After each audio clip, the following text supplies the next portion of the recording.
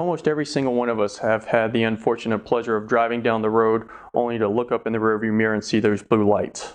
It's a moment we all dread. Most CWFL holders, they find themselves in a dilemma on what should they do when the officer approaches their vehicle.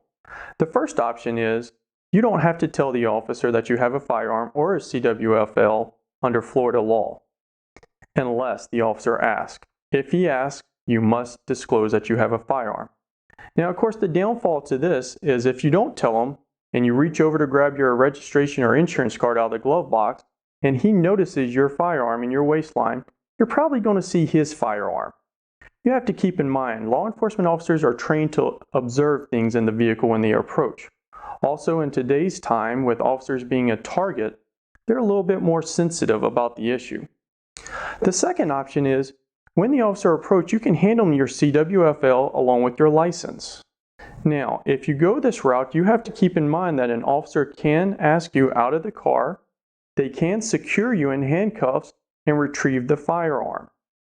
They do not need a warrant to go into your vehicle to retrieve the firearm to secure it because of their officer's safety. Now, it has been my experience and the experience of many U.S. Law Shield members that when they provide their CWFL to the officer along with their driver's license, things usually go pretty smooth. First of all, when you do this, you are telling the officer that you're a law-abiding citizen and that you're going to cooperate with them. Second, you're also letting them know you are not a convicted felon, so you're not going to be a danger to them. This will immediately ease their tension and relax the situation.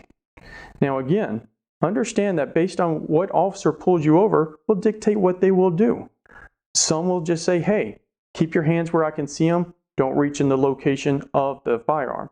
Others may ask you to exit the vehicle so they can separate you from the firearm. Just know that this is something that could happen. You also could get the hypervigilant officer who actually wants to secure you to retrieve the firearm.